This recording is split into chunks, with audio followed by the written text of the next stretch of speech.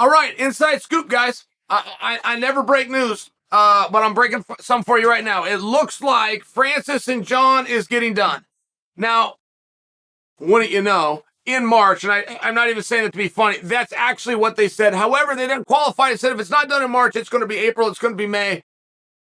But everybody believes that we now have a deal.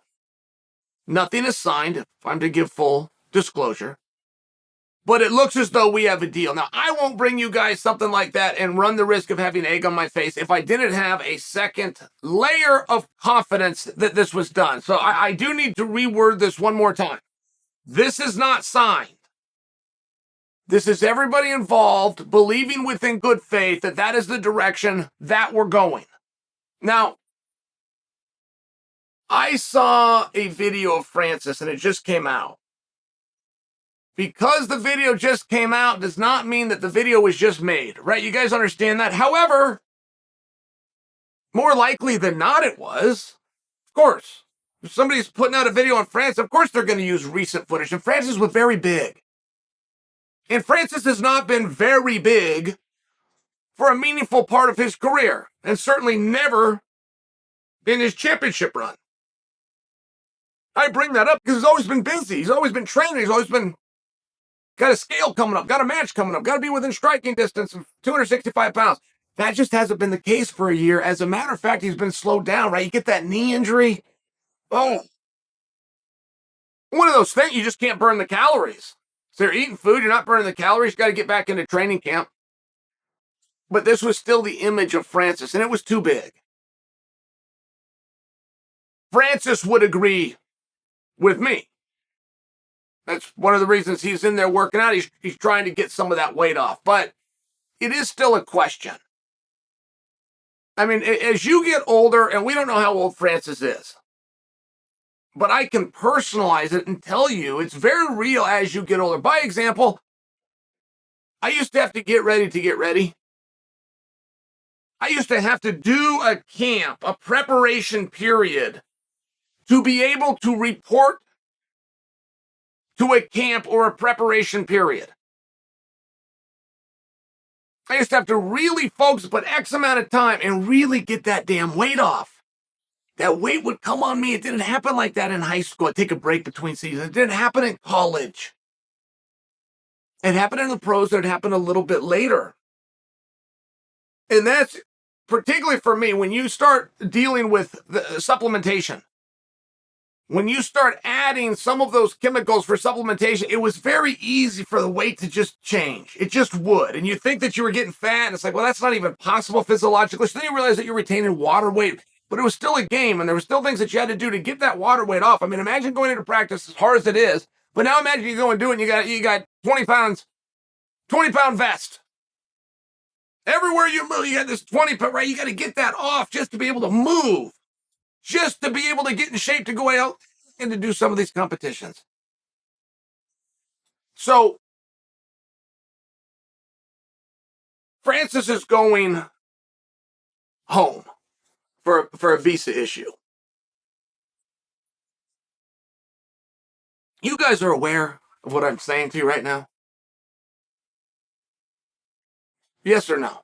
You either speak the language or you don't. When a top guy who has a contest coming up has to leave town, are we all on the same page? All of the top guys who have contests coming up have to leave town. I mean, you guys understand, right? There's certain things in life that are a coincidence, but there's certain things that aren't. So this is why I can tell you for sure they at least believe in principle that this is going to happen. Won't be long before Jon's catching an airplane someplace. I promise you. And I think that that's a very interesting thing. For me, that is the fight. Francis versus Jon Jones. I believe is the biggest fight our industry can put together, right? You'll hear about co-promote, and I know that's never really gained some legs, but there are guys at times. Yeah, you bet your ass. Fedor's floating over here, and Brock Lesnar's over here.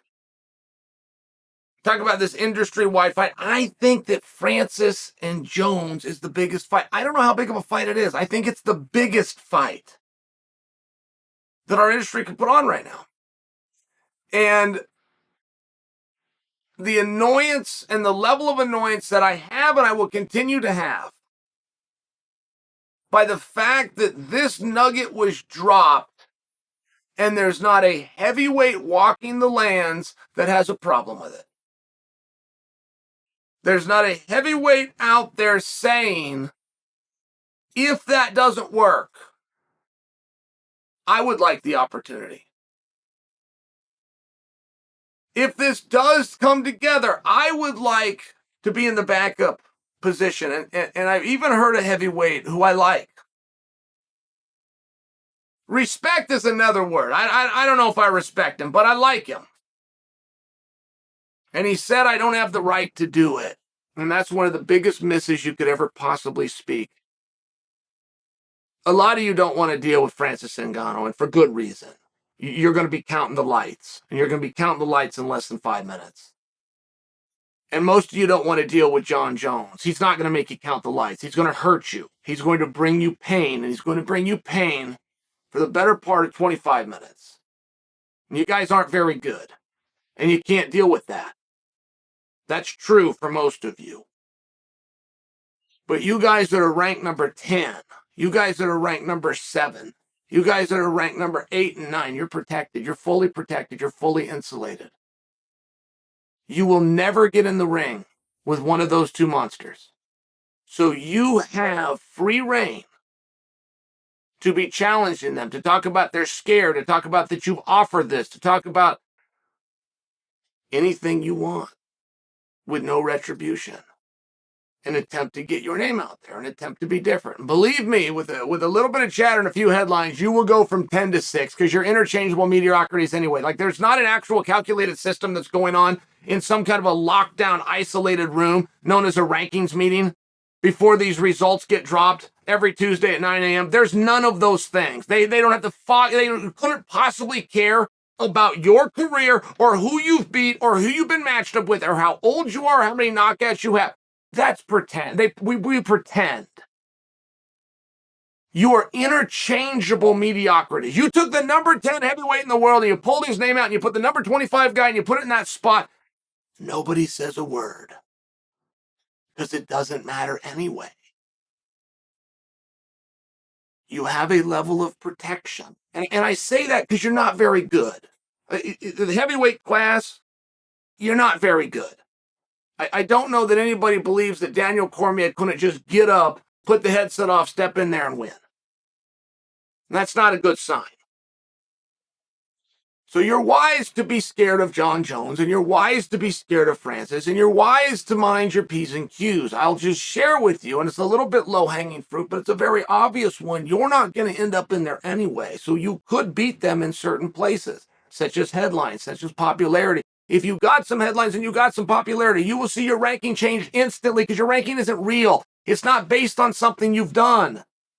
We don't know what you've done, and we don't care what you've done. You're interchangeable mediocrities, so I can move on with my day and get to an actual division that people want to see, like 155 pounds, just by example. That one we'll spend some time in. That one we'll get some coffee and we'll get some notes out of. Heavy, man, we're just throwing darts at a wall. It doesn't matter. And it doesn't matter not only because you're not very good at this, you don't think you're good at it. You don't want it to matter. You don't care. If you cared, you'd be going after Francis. If you cared, you'd be calling out Jon Jones, but you don't care. So it shouldn't be rude when I tell you we, like you, don't care.